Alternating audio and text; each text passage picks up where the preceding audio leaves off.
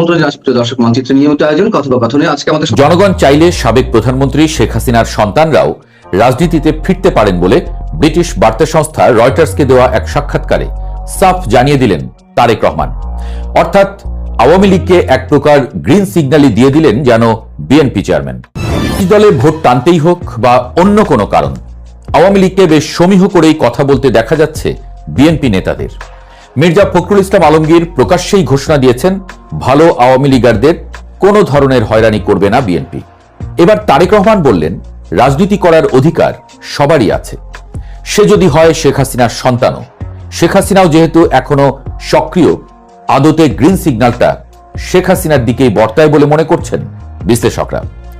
শুক্রবার ব্রিটিশ বার্তা সংস্থা রয়টার্সকে দেওয়া এক বিশেষ সাক্ষাৎকারে বিএনপি চেয়ারম্যান তারেক রহমান যে বক্তব্য রেখেছেন তা কেবল একটি রাজনৈতিক মন্তব্য নয়, বাংলাদেশের আগামী রাজনীতিতে এক সুদূর প্রসারী বিনিয়োগ বলেই মনে করছেন বিশ্লেষকরা। জুলাই গণ অভ্যুত্থান পরবর্তী বাংলাদেশে যখন রাজনৈতিক মেরুকরণ তীব্র, সাবেক প্রধানমন্ত্রী শেখ হাসিনা ভারতে এবং আন্তর্জাতিক অপরাধ ট্রাইব্যুনালে তার মৃত্যুদণ্ডের রায় ঘোষিত হয়েছে, ঠিক সেই মুহূর্তে তারেক রহমানের ইনক্লুসিভ বা অন্তর্ভুক্তিমূলক রাজনীতির এই বার্তা বেশ তাৎপর্যপূর্ণ। তিনি স্পষ্ট করেছেন শেখ হাসিনার সন্তানরা বিদেশ থেকে ফিরে এসে রাজনীতিতে যুক্ত হতে পারবেন কিনা এমন প্রশ্নের জবাবে জনগণের আদালতের উপরই সব ছেড়ে দিয়েছেন তিনি। বলেছেন যদি কাউকে মানুষ গ্রহণ করে, যদি মানুষ তাদের স্বাগত জানায়, তাহলে যে কারো রাজনীতি করার অধিকার রয়েছে। এই বক্তব্যের মধ্য দিয়ে তারেক রহমান নিজেকে একজন প্রতিহিংসা পরায়ণ নেতার বদলে একজন গণতান্ত্রিক স্টেটসম্যান হিসেবে উপস্থাপন করলেন, যিনি ব্যক্তিগত আক্রোশের ঊর্ধ্বে উঠে আইনের শাসন ও জনমতের উপর ভরসা রেখেছেন। বিশ্লেষকরা মনে করছেন তারেক রহমানের এই বক্তব্যের পেছনে কাজ করছে গভীর রাজনৈতিক অঙ্ক।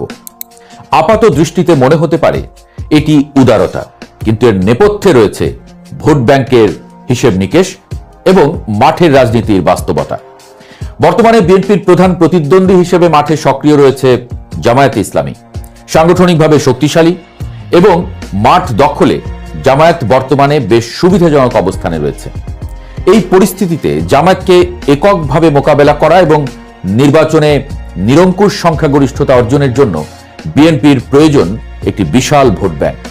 বিভিন্ন জরিপ বলছে আওয়ামী লীগের ঐতিহ্যবাহী ভোটারদের একটি বড় অংশ, যারা বর্তমানে নেতৃত্বহীন এবং হতাশ, তারা জামায়াতের উত্থান ঠেকাতে বিএনপির দিকে ঝুঁকছেন। এমনকি বিএনপির নীতি নির্ধারকরাও মনে করছেন আওয়ামী লীগের ভোটাররা শেষ পর্যন্ত বিএনপিকেই বেছে নেবে মন্দের ভালো বা সেকুলার স্পেস ধরে রাখার স্বার্থে। ঠিক এই জায়গাটিতেই বিএনপি সফট গেম খেলছে। মির্জা ফখরুল ইসলাম আলমগীরের ভালো আওয়ামী লীগারদের হয়রানি না করার ঘোষণা এবং তারেক রহমানের এই গ্রিন সিগন্যাল সবই এক সুতোয় গাঁথা, এমনই মত বিশ্লেষকদের। মাঠের রাজনীতিতে আরেকটি দৃশ্যমান পরিবর্তন হল আওয়ামী লীগের তৃণমূল এবং মধ্যম সারির নেতাকর্মীদের দলবদল। বিগত ১.৫ বছরে মামলার খড়গ এবং আন্তর্জাতিক কোণঠাসা অবস্থা থেকে বাঁচতে অনেক আওয়ামী লীগ নেতাকর্মী বিএনপিতে যোগদান করেছেন বা করার অপেক্ষায় আছেন। বিএনপিও কৌশলগত কারণে এদের সাদরে গ্রহণ করছে। এর মাধ্যমে দুটি লক্ষ্য অর্জিত হচ্ছে। প্রথমত, স্থানীয় পর্যায়ে আওয়ামী লীগের সাংগঠনিক শক্তিকে পুরোপুরি নিষ্ক্রিয় করে দেওয়া এবং দ্বিতীয়ত, জামায়াত শিবিরের বিপরীতে নিজেদের সাংগঠনিক ভিত্তি আরো মজবুত করা।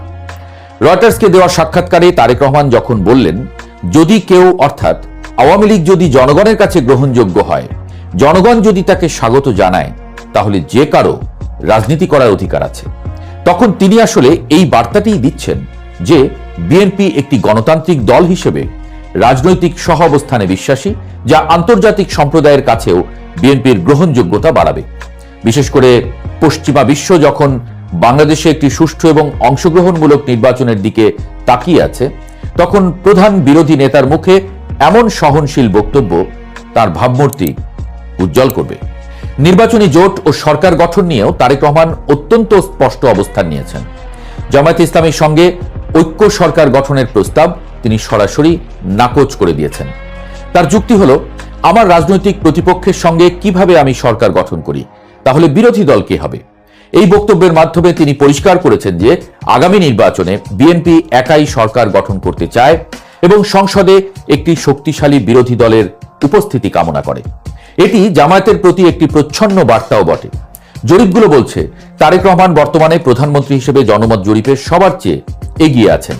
বিএনপি আত্মবিশ্বাসী যে নির্বাচনে ৩০০ সংসদীয় আসনের ২/৩ বেশি আসনে তারা জয়লাভ করবে। বর্তমানে ২৯২টি আসনে বিএনপির প্রার্থীরা প্রতিদ্বন্দ্বিতা করছেন এবং বাকি আসনগুলোতে তাদের জোট শরিকরা লড়ছেন। বিএনপি নেতাদের মতে সরকার গঠনের জন্য পর্যাপ্ত সংখ্যক আসন তাদের থাকবে এবং এর জন্য জামায়াতের উপর নির্ভর করার কোনো প্রয়োজন তাদের নেই। জামায়াতকে জোটে না নেওয়ার সিদ্ধান্তটি বিএনপির দীর্ঘমেয়াদী কৌশলের অংশ, যেখানে তারা উগ্র ডানপন্থী তকমা ঝেড়ে ফেলে একটি মধ্যপন্থী উদার গণতান্ত্রিক দল হিসেবে নিজেদের প্রতিষ্ঠিত করতে চাইছে। শুধু অভ্যন্তরীণ রাজনীতি নয়, পররাষ্ট্রনীতির ক্ষেত্রেও তারেক রহমান ভারসাম্যপূর্ণ এবং বাস্তববাদী দৃষ্টিভঙ্গি তুলে ধরছেন। নির্বাচনে জয়ী হলে ভারত থেকে সরে গিয়ে চীনের দিকে ঝুঁকবেন কিনা এমন প্রশ্নের জবাবে তিনি আবেগের চেয়ে জাতীয় স্বার্থকে প্রাধান্য দিয়েছেন। তিনি বলেছেন, বাংলাদেশের প্রায় 17.5 কোটি মানুষের অর্থনৈতিক প্রবৃদ্ধি ত্বরান্বিত করার সক্ষমতা রয়েছে, এমন অংশীদারদের প্রয়োজন। তার মতে দেশের স্বার্থ ও সার্বভৌমত্ব রক্ষা করে যারা জুৎসই প্রস্তাব দেবে তাদের সঙ্গেই বন্ধুত্ব রাখা হবে, নির্দিষ্ট কোনো দেশের সঙ্গে নয়। অর্থাৎ ভারতের সঙ্গে বৈরিতা নয়, আবার চীনের দিকে অন্ধ ঝুঁকে পড়াও নয়, বরং সবার সাথে বন্ধুত্ব, কারো সাথে বৈরিতা নয় নীতির আধুনিক সংস্করণ। তিনি জোর দিয়েছেন তরুণদের কর্মসংস্থান এবং ব্যবসা বাণিজ্য প্রসারের উপরে। তিনি জানান, আগামী দিনের রাজনীতিতে টিকে থাকতে হলে তরুণ প্রজন্মের আকাঙ্ক্ষাকে পূরণ করতে হবে। আমরা যদি সরকারে থাকি তাহলে আমাদের তরুণদের জন্য কর্মসংস্থানের ব্যবস্থা করতে হবে, দেশে ব্যবসা বাণিজ্য আনতে হবে যাতে নতুন চাকরি সৃষ্টি হয় এবং মানুষ ভালো জীবনযাপন করতে পারে। তারেক রহমানের এই কথাগুলো প্রমাণ করে যে তিনি কেবল ক্ষমতার পট পরিবর্তন নয়, বরং অর্থনৈতিক মুক্তির স্বপ্ন দেখাচ্ছেন। তারেক রহমানের এই সাক্ষাৎকার এবং সাম্প্রতিক রাজনৈতিক পদক্ষেপগুলো বিশ্লেষণ করলে বোঝা যায় বিএনপি নানাভাবে প্রমাণ করতে চাইছে বিএনপি এখন আর কেবল রাজপথের আন্দোলনকারী দল নয়, রাষ্ট্র পরিচালনার জন্য প্রস্তুত দলটির নামও বিএনপি। শেখ হাসিনার সন্তানদের অর্থাৎ জয় পুতুলদের রাজনীতিতে ফেরার বিষয়ে তার ইতিবাচক মন্তব্য আদতে আওয়ামী লীগের সাধারণ সমর্থকদের আশ্বস্ত করার একটি কৌশল, যাতে তারা জামায়াতের দিকে না ঝুঁকে বা নির্বাচন বর্জন না করে বিএনপির বাক্সে ভোট দেয়। জরিপে তারেক রহমানের প্রধানমন্ত্রী হওয়ার সম্ভাবনা এবং আওয়ামী লীগের ভোটারদের বিএনপির দিকে ঝুঁকে পড়ার প্রবণতা সব মিলিয়ে 2026 সালের নির্বাচনের মাঠ এখন বিএনপির অনুকূলে বলেই মনে হচ্ছে। তবে জামায়াতের মাঠ দখলের তৎপরতা এবং তাদের নীরব ভোট ব্যাংক বিএনপির এই সমীকরণে শেষ পর্যন্ত কোনো পরিবর্তন আনে কিনা তা দেখার জন্য অপেক্ষা করতে হবে নির্বাচনের ফলাফল পর্যন্ত। তবে এটুকু নিশ্চিত, তারেক রহমানের এই সব কথা আসলে কতটুকু ফলবে ভবিষ্যতে তা দেখতে সময়ের হাতে সব ছেড়ে দেওয়া ছাড়া আর কোনো উপায়। আসসালামু আলাইকুম ওয়া রাহমাতুল্লাহি ওয়া বারাকাতুহু। সম্মানিত দর্শক, ডক্টর মোহাম্মদ ইউনূসের সরকারি বাসভবন যমুনা, এটাই মূলত এখন দেশের প্রশাসনিক এবং রাষ্ট্রনৈতিক সিদ্ধান্ত গ্রহণের প্রধান গৃহ। একটা সময় গণভবন কিংবা তারও আগে Bangabhaban, presidential form of government যেটা ছিল, সেখানে সকল গুরুত্বপূর্ণ সিদ্ধান্ত আসতো বঙ্গভবন থেকে। আর এখন এই সিদ্ধান্ত আসছে যমুনা থেকে, শেখ হাসিনার জমানাতে এগুলো আসতো গণভবন থেকে। তো যমুনাকে কেন্দ্র করে গত 17 মাসে কি কি গুরুত্বপূর্ণ সিদ্ধান্ত এসেছে আমরা বলতে পারবো না, কিন্তু আমাদের জাতীয় জীবনে বিরক্তির সৃষ্টি হয়েছে, নুইসেন্স তৈরি হয়েছে। এটা বিরক্তি বললে ছোট হবে, ইংরেজিতে এটাকে নুইসেন্স বলে সবচেয়ে সুন্দর হয়। তো নুইসেন্স তৈরি হয়েছে এরকম অসংখ্য শত শত ঘটনা আপনাদের মনে আছে। এখান থেকে সংস্কার করার যে পরিকল্পনা করা হয়েছে, এখান থেকে সংবিধান সংস্কার কমিটি, এখান থেকে নির্বাচন সংস্কার কমিটি, বিভিন্ন সংস্কার কমিটি, এই জায়গা থেকে যে সকল রাজনৈতিক বক্তব্য হয়েছে, ঐক্যমত্য কমিশনের নামে যে কমিশন তৈরি করা হয়েছে এবং সেই কমিশন গত 16-17 মাস ধরে জনাব আলী রিয়াজের নেতৃত্বে যা কিছু করেছে তা আমাদের রাজনীতির যে কৃষ্টি এবং কালচার, এই কৃষ্টি কালচার পাল্টে দিয়েছে। এবং ঐক্যমত্যের নামে যে অনৈক্য তৈরি হয়েছে রাজনীতিতে, এই অনৈক্য ঐক্যমত্যের আগে কখনোই ছিল না। ধরুন বিএনপি এবং জামাত এখন যে ভাষায় খিস্তি খেউর করছে, একে অপরকে গালাগাল করছে, এবং আপনি নিশ্চিত থাকেন যে যদি জামাত বিজয়ী হয় তাহলে বিএনপি যারা নেতাকর্মী তাদের অনেকের বাবার নাম মনে রাখার মতো স্মৃতিশক্তি থাকবে না, এবং তারা মসজিদে গিয়ে মন্দিরে গিয়ে শুধুমাত্র বলবে যে যেই লাউ সেই কদু নয়, আগেই ভালো ছিলাম, এর চাইতে ফ্যাসিবাদী ভালো ছিল। আবার উল্টো, ধরুন বিএনপি ক্ষমতায় এলো, তখন জামাতের উপরে যে 1, 2, 3, 4 স্লোগানের প্রতিশোধ নেওয়া হবে, টিনের চালের কাউয়া, এটা যে প্রতিশোধ নেওয়া হবে, এটা স্বয়ং তারেক রহমান সাহেব চেষ্টা করলেও তিনি বন্ধ করতে পারবেন না। গত 17 মাসে যে স্কুল কলেজ থেকে শুরু করে বিশ্ববিদ্যালয়, পথঘাট মাঠ থেকে শুরু করে বিপণী বিতান, সব জায়গাতে বিএনপির লোকজন যেভাবে জামাতের লোক দ্বারা নানাভাবে থ্রেটের শিকার হয়েছেন, বঞ্চিত হয়েছেন কিংবা বাধাগ্রস্ত হয়েছেন, এটার একটা দফা রফা হবে যদি বিএনপি জয়লাভ করে। এই যে ক্রোধ, এই যে বিভেদ, এই যে বিসংবাদ চারিদিক থেকে কিলবিল করছে, একে অপরের বিরুদ্ধে প্রধান্বিত হওয়ার জন্য তারা সুযোগ খুঁজছে। কার কত শক্তি, কে বিজয় হবে, এটা বড় বিষয় নয়। বিষয় হলো যে আমাদেরকে প্রতিশোধ নিতে হবে।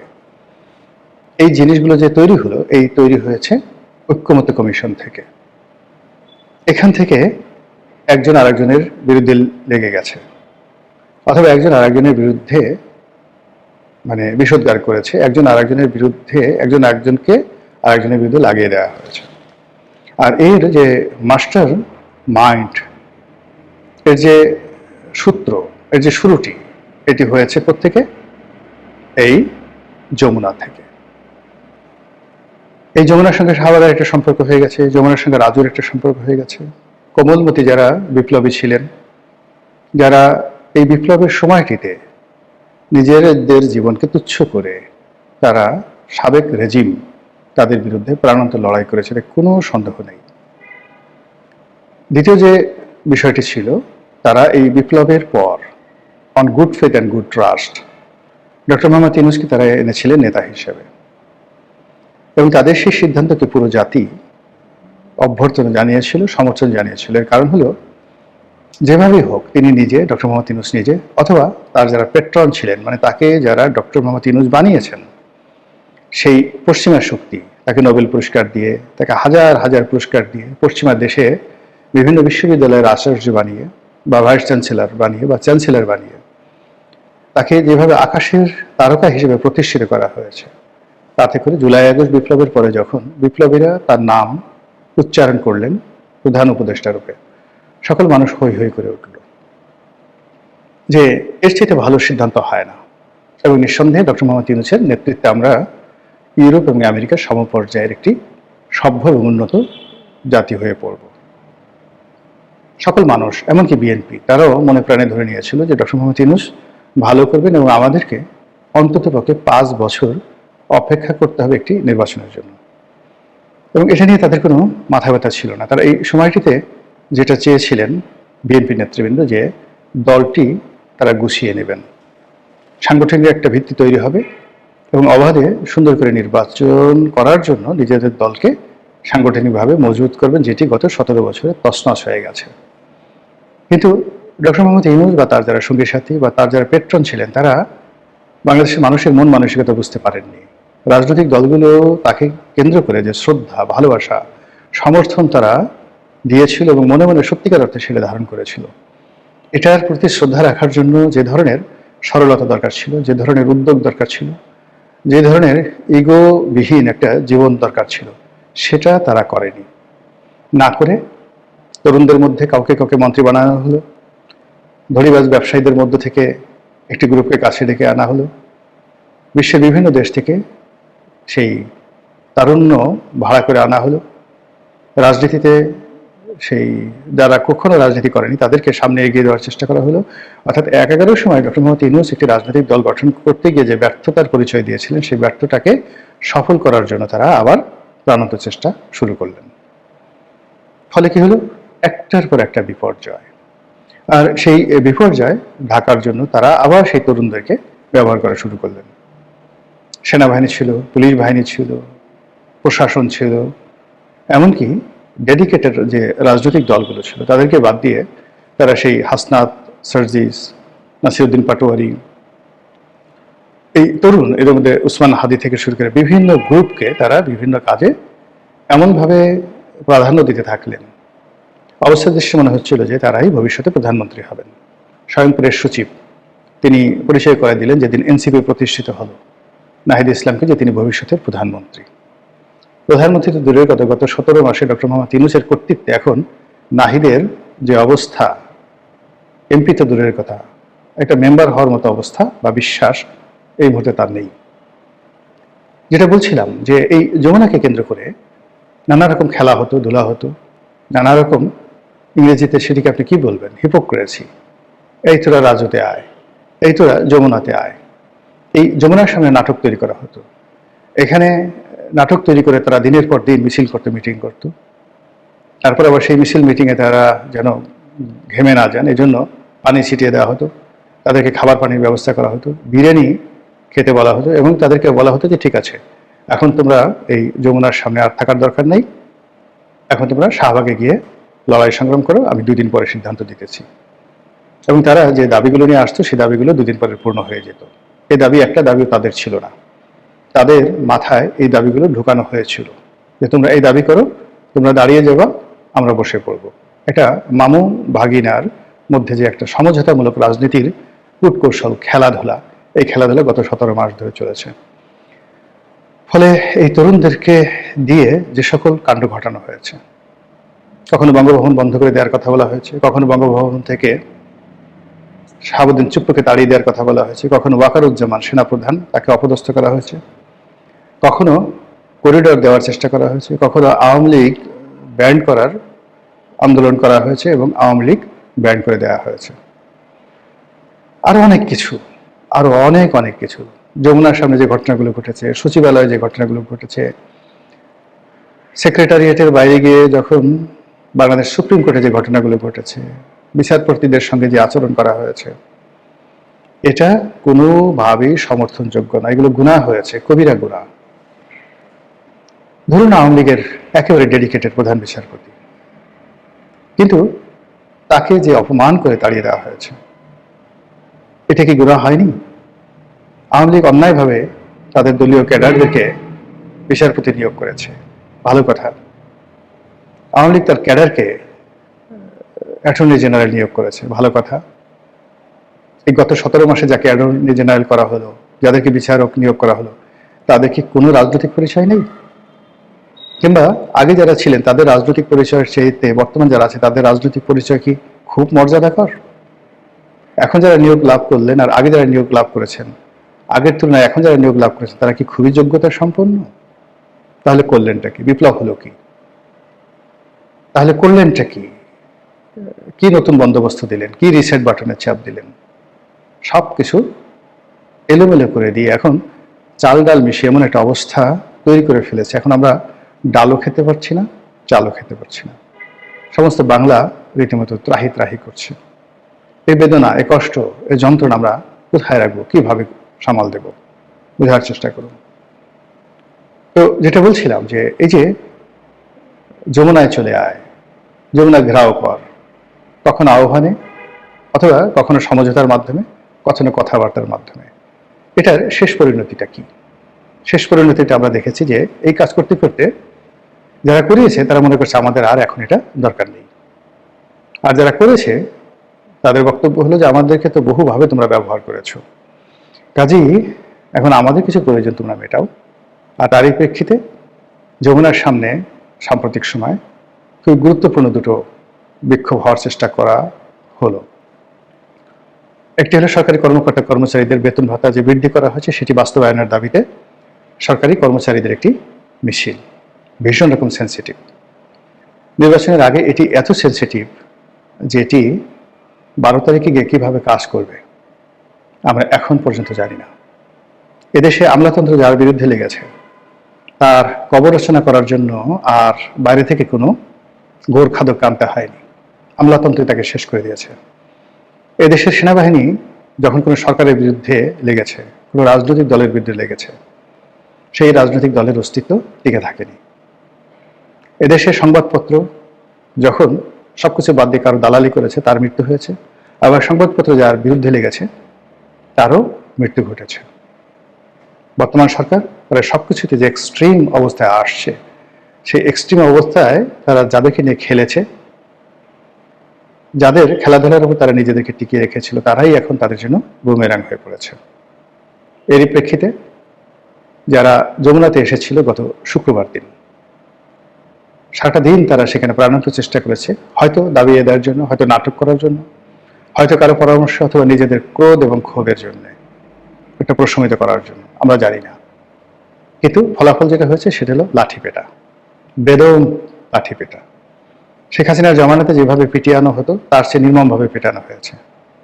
পশ্চাৎ দেশ লাল করে দেওয়া হয়েছে, পুরো হাঁটু ভেঙে দেওয়া হয়েছে অনেকের, পিঠ আর গালের চামড়া ইচ্ছামতো যাকে বলা হয় এক করে দেওয়া হয়েছে।